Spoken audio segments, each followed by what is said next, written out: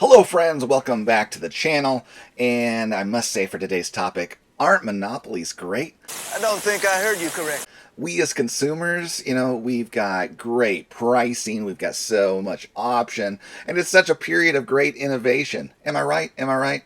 Okay, this is like sarcasm, right? Well, let's explore this more, so stick around and check it out. Well, you can't leave now. Hello friends, I am John, and I am the 3D 80s kid.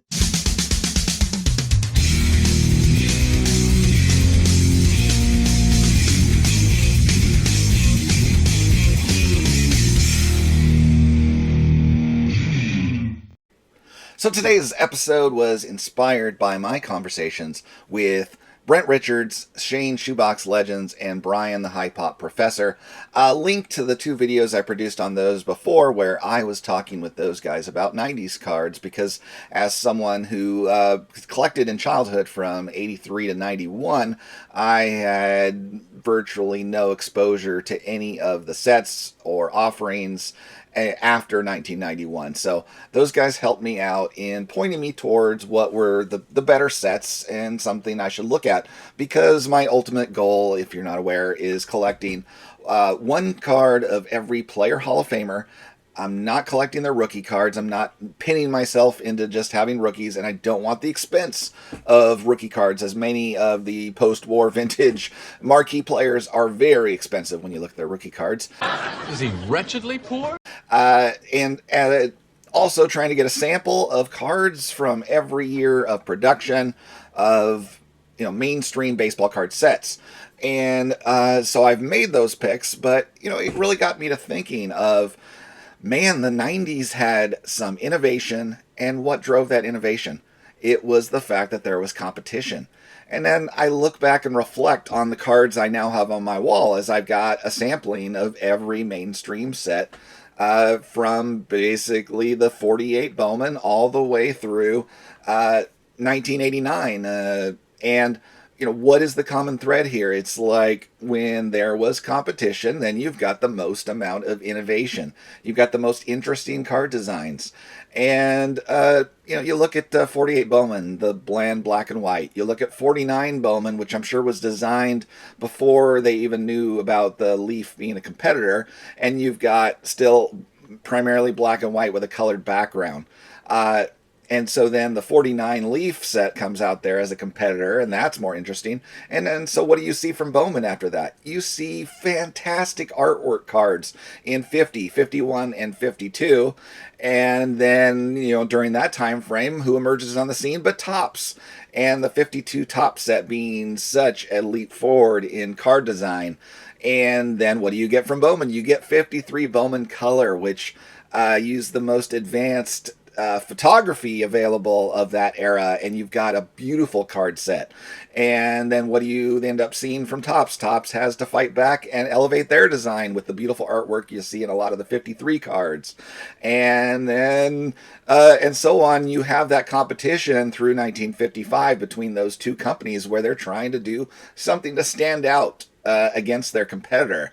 And then 56, there's no competition anymore. You still have 56 Topps coming out with a beautiful set, because that was probably already in the works for design before they knew Bowman was going to disappear. And then after that, what do you have from Topps? You have a more, it's still a nice looking set. It's very simplistic, but 57 is not a great innovation in terms of design. 58, 59 are relatively bland. You get occasional pop-ups of a interesting design, like 1960 really stands out as being a different design set. But then through the years of no competition, you just don't see the innovation and the interesting design you saw in the 50s when Topps had competition. I mean, there's a few standout sets where they decided to try something new that really worked and, was interesting, but for the most part is kind of bland after bland after bland. Some people will completely disagree because they love all cards. Yeah, I'm talking about you, Dylan. But for the most part, they weren't really pushing the envelope with their designs from year to year. And then you get into the 80s and you have competitors again. You've got Fleer and Donruss trying to compete. And so then you see again Topps doing different and more interesting things as a result. And then it just explodes once you get into the late 80s when you add Score, you add Upper Deck, and it gets just more and more interesting, where Upper Deck completely raised the bar on card production, and then 1990 Leaf took that and leaped it to another level, and then into the 90s it is just crazy innovation. The fact that they then started making these insert cards that were limited in number, and they are completely unique, fabulous designs that are completely different from the regular set. And unfortunately, it doesn't seem that we'll ever see a decade like that again. And, it's sad because they are now allowing, with the consolidation of the product licenses, it all to be controlled by a monopolistic organization, which then stifles creativity. It stifles competition. It's all about maximizing profit to the shareholders, and they're not having to compete with anybody else. Excellent. Excellent.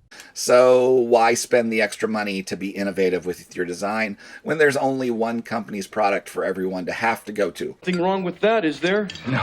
So, I don't know how that's going to translate also to the hobby itself growing, but unfortunately those competing influences of bottom line profit dollars seems to take precedence over actually providing the best quality products. So to possibly expand and grow your industry. But stop being such a downer.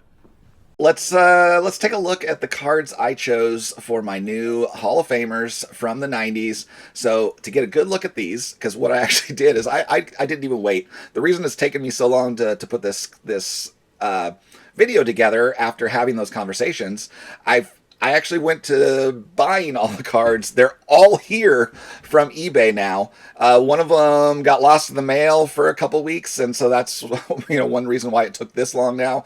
But I actually have all of them in hand, and so I am going to flip the camera around and do the really nice slideshow so you can see these cards in all their glory. Because also what I found is I did not want to just do a slideshow, because 90s cards shine, and in order to get that shine you have to twist them a little bit, make the light reflect off of them, and so a flat just photo slideshow did these cards no justice. And so you don't want to hear me keep babbling. Let's flip this camera around and show the cards. Finally.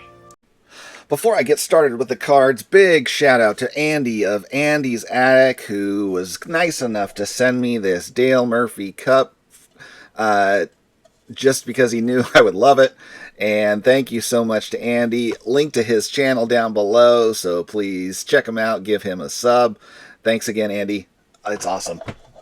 All right, so previously mentioned, I did hint at the fact that my time talking 90s cards did convince me to change one of my 80s cards, and that was this 89 Upper Deck Ozzie Smith card with him in the field. Found a much cooler shot of him that I have decided to go with for his card in my collection. So I did change then my card that I picked from this very set, and I already have that one in hand, and I have decided to swap over to this one with Roberto Alomar. Very young Roberto, second year card here with the close-up shot of him with a little different angle than you see on most cards, where thought it was a great picture of a very young mustachioed Roberto. There we go. So really nice addition to the collection with a cool action shot there on the back. Alright, so on to the 90s. I had already revealed that one of my choices was this 90 Leaf Tony Gwynn. So that card is great in my collection. And then for my other pick, I did have from the top set, I went with this Craig Biggio catcher card of his. I know he didn't stay catcher. He spent quite a bit of time at second base, probably the most games of his career at second base, some time in the center field. I mean, the guy was a spectacular athlete to be able to play all those positions as well as he did. But I thought this was a cool shot. You got to love a catcher in the catcher gear card. This one, nice example from 1990 Topps. But one thing I did find is that I went into this with the approach that I thought I was going to include a base Topps card of every year from the 90s. But ultimately, I changed my mind because there are just so many awesome cards, whereas base Topps cards are bland and boring. So I didn't stick with that plan ultimately. But moving into 91, I had previously shown that I was going to be going with this 91 Stadium Club card of Frank Thomas. Gorgeous shot of him. Such an awesome pose with the big hurt there in full extension on this premiere year of Stadium Club. And then the backs of these are great where they show their Topps rookie. All right. So my other card from 91 is a Topps, but I decided to go special on it, and I went with a Desert Shield card, and that one would be of right here, Dennis Eckersley. I picked this one up in this GMA slab as it was the most economical option I had. These Desert Shield cards go for quite a premium. So going for a pitcher primarily known as the relief pitcher, I know he would have been a Hall of Very Good if he had remained a starter, and it's what he did as a reliever that really put him in the Hall of Fame.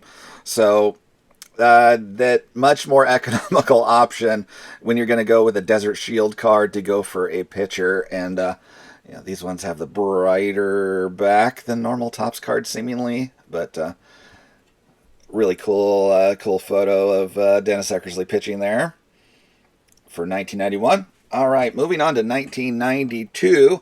I believe this was Shane, or I forget. It was either Brent or Shane recommended this. Maybe it was Brent. And I went with 92 Fleer Ultra for a card there. And this shot of Tom Glavine, mid-pitch there. Just a gorgeous set with this 92 Ultra set. Cool cards on the back as well. Really nice. For my second card from 1992, I did go with Topps, and this will be my final card, actually, that is from the Topps base set. But I went with the gold, as in this is the first year of having Topps gold. And here I have a John Schmaltz Topps gold card. Since that was the premier year for Topps gold, I thought that was significant in telling the story of cards, with having an example of that on my wall there. 92 being showing that first year when the Braves got good, and Smoltz and Glavine are a big part of them making that 91 World Series. We won't talk about the 91 World Series. What coulda, shoulda, woulda. All right, cool card there. And then we're on to 93, and the most significant new set was by Topps, but it is not the base set. And I got myself a Baseball's Finest card of Mike Mussina. Wasn't about to go for a refractor, as these things are even getting into what is a lower cost Hall of Famer like Mike Mussina. It's still a 200 and something entry level card if you can find one, probably closer to 250. And I was not about to spend that kind of money on a lesser guy from the 90s, and definitely was not going to pay the premium of a higher profile guy to have a refractor example. So I went with the base card, which will suit me just fine. They still look cool. I mean, they still reflect light in such a way that is kind of cool. Being the first chromium covered set, bringing that new innovation to the forefront. And my second card from 93 was one that Shane showed, and the moment I saw it, I knew I had to have it. And this is my replacement for Ozzie Smith in my collection. From 93, Upper Deck. You know, it wasn't necessarily a significant year for Upper Deck, but this is a case where just the photo won out. I love seeing this one with him flying in the air. Love the cool effect of them putting himself into where the Upper Deck logo was. I mean, they could have still put the E in Upper Deck where it's sort of behind his hat. I thought it was a little weird. They had completely deleted the E, but yeah, it's cool. I I love this card, and I went the extra mile. This one is the gold hologram version. So instead of spending $1 on this card, I spent $2 to get the gold version. Yeah, I went all out. So, but great shot of possibly the greatest fielding shortstop of all time. Many people believe it to be so. So, all right, on to 1994, and I went with, I believe, a Brent recommendation on this set, and that is the 94 Flair with Mike Piazza card. Just gorgeous cards with the dual photo, so you got him hitting and catching in the catcher's gear. I know he wasn't the best at playing catcher, but since he did play catcher, he ends up being the greatest catching hitter of all time, at least with significant MLB stats. Apologies to Josh Gibson, who will never be able to be fully judged since he wasn't allowed to play against all of the competition. But yeah, Mike Piazza, great card here. I believe second year card of Piazza. Really nice backs on these two. They really started elevating the look of cards in this decade. It's crazy. All right, the next card from 94 was a recommendation from Brian, High Pop Professor, and that would be this Leaf Limited, in which I got a Greg Maddux there on the Braves. Nice reflection off of those stripes with the rainbow effect. This is a cool looking set, and it is my first ever serial numbered card in my Hall of Famer run, with it being out of 10,000, which, you know, at the time was considered where it would be rare. Now it's a crazy high number amount that would probably be thrown away with base cards, the way people act now. But yeah, really cool card here. All right, and now we have a case of these guys changing my mind of what I should do for my collection. After analyzing it further, it's just such a unique card and captures the fun spirit of this guy. And that is the 95 Pinnacle Museum Collection card of Ken Griffey Jr. It's just a fun card. He's got the backwards hat, which, you know, personifies his image, and then he's just having fun with it, with the pose. And it's got some cool pictures of him on the back as well. Just an awesome addition to the wall here. All right, and now this set would have been a recommendation from Shane Shoebox Legends, and that is Select Certified, and this is a mirror ball card. You can see that shine there of Ivan Rodriguez. Another awesome catcher's gear card. And it's just cool, the shine of these cards. There we go. And you can see, oh, mirror gold. Sorry if I said mirror ball, didn't I? All right. Now next is a card that no one recommended, but I decided I wanted to have a card from this company somewhere, and there wasn't enough other sets that appealed to me, and so I went with it now. And it is a 1996 Pacific Prism, Prism, not the Z like Panini does, and this one of Edgar Martinez. And why did I feel the need to represent Pacific in my collection? That is because many of my childhood cards were purchased from Pacific Trading Cards.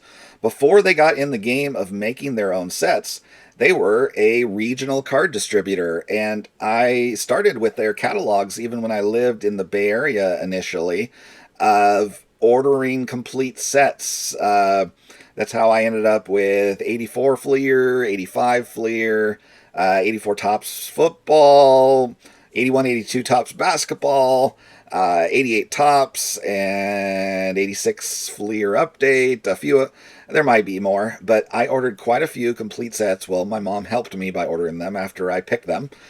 From Pacific Trading Cards during their years distributing cards. And I actually was getting that catalog still in '89 when they started producing the Ken Griffey Jr. Chocolate bars, and you could order them through them. I never did order any. But yeah, before they got into making their own cards, yeah, many of my childhood cards are courtesy of Pacific Trading Cards. So I thought it only appropriate that I get a Seattle player, as they were based, I believe, out of Tacoma, Washington, up there near Seattle. So, beautiful set, and we'll make a great addition here. All right, staying in 96 here is the first year of Topps Chrome with this Randy Johnson card. Again, I did not go for a refractor on this one because cha-ching, cha-ching, but still a cool effect you get on these Chrome cards nonetheless, even when they're not a refractor, with how they reflect light. So, love this one here where they captured this photo with the ball coming right at you from that fireball thrower of Randy Johnson. But, all right, we're on to 1997, and this will be the first year of Bowman Chrome, and I actually got a refractor version of this one, as I was able to get this card, buy it now or best offer, for offer of $20. So I went for it with getting a refractor on this one. So really cool with the rainbow effect you get with a refractor. And Larry Walker, I wanted to get him with the Rockies because that is where he earned his place in the Hall of Fame. So great hitter. Of course, took advantage of that, the effects of Coors Field at that time for a lot of his stats, but still did very well on the road as well. So he earned his place in the Hall of Fame. But nice card there. And my other entry from 1997, I believe, was recommended by both Shane and Brian, and that would be this Skybox EX2000, where I got an example of it with Fred McGriff. As you can see through the inner panel there. That's kind of, I guess you'd call that translucent, with letting light through, or semi-transparent even. So, nice design set. Skybox made some crazy cool cards of this era here. I mean, their insert innovation was incredible as well, but those cards are pricey. So got a base card, which, you know, is kind of cool. Oh, it's just the same image reversed there from the back perspective. Really cool card. All right. This set, I believe, was also recommended by multiple people now, and this one is the 1998 Skybox Metal Universe. And with my particular selection, they put kind of cool backgrounds on these cards, and I could not resist getting the biggest star from Ghostbusters 2 on a baseball card. And there we go. We have got Derek Jeter, but more importantly, we have got Lady Liberty behind him. Star of the movie, Ghostbusters 2. Oh, don't worry, she's tough. She's a Harvard chick! All right. Really cool effect on that card. And it's already graded for me to get it right up on the wall and all done without having to send in for grading. Beautiful stuff. All right, we are on to my second choice for 98, and I know Brian recommended this one. I can't remember if Shane or Brent did as well, but this is called a Topps Gold Label. So we are to Topps, but it is an alternate set, and I also got a refractor of this one, as it was very cost efficient. I think I paid all of like $5 for this card, and that is Jeff Bagwell here, a refractor version from Topps Gold Label. with dual pictures, kind of like the Flair card, where I get the batting and the fielding. Just cool design of a set there. A full color photo, or full photo there with no border. And another nice set to add. All right, now we're into 1999, and now this one was a recommendation from Shane, who had suggested that a refractor wouldn't be too expensive, but I am cheap, and I did not want to spend as much as it was actually going to cost, as the cheapest one I found of a Hall of Famer that I liked was going to still cost me somewhere in the neighborhood of $70, $75, which ultimately I decided was more than I wanted to invest in any of these cards. And so I got a non-refractor version for $1.50, which is still a beautiful card with this gold surrounding him of Jim Thome from Bowman's Best here.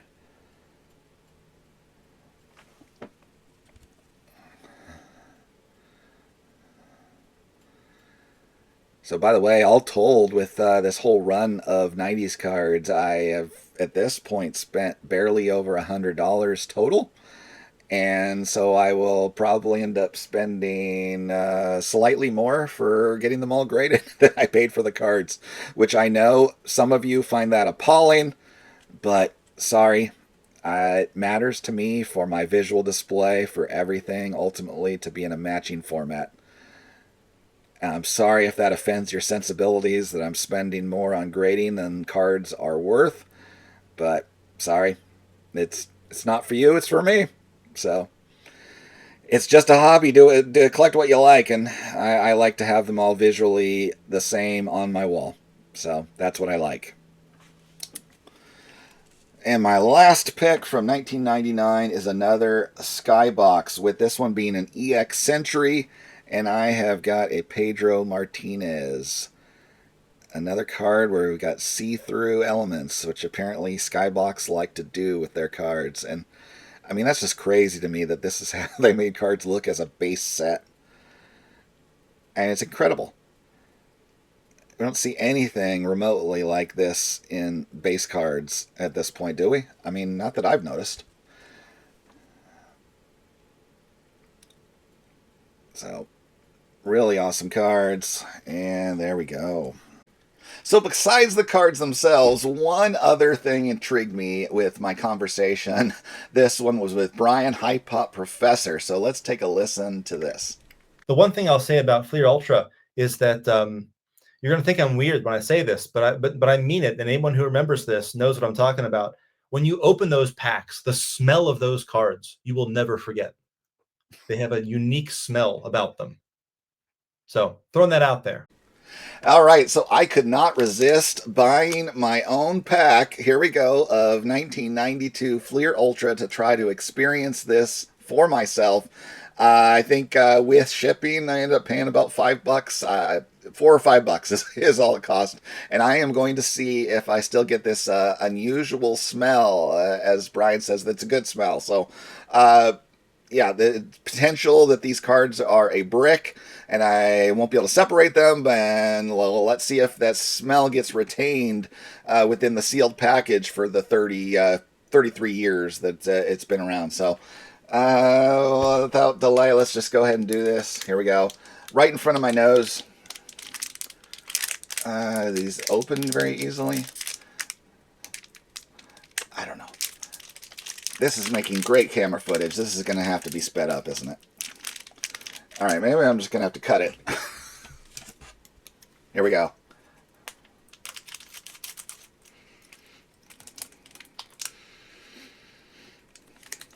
I don't know. It's not particularly fragrant that I notice, but maybe it didn't last, so I don't know. Let's see if these cards are able to be separated. So there we go. What do we got? Yeah. Scott Livingstone, a rookie card. And they are separate. So there we go. We've got Carlton Fisk, Hall of Famer. We have got Mike Devereaux. Jeff Reardon, great closer. Best years with the Expos there. Steve Olin. Oh, this is, I believe, one of the guys who died tragically in that boating accident. His career cut short. Him and a couple other players were in a boating accident. I think 2 of them died. Was it with Tim Cruise and someone else? I can't remember. I do recall it being Steve Olin, though. I guess I will fact check that when I'm editing.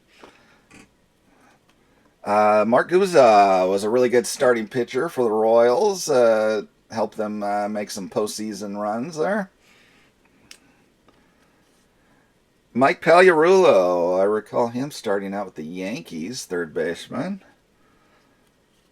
Dave Stewart, oh my, the guy that crushed in that 89 World Series for the A's since he got to pitch 2 games with the earthquake interrupting things.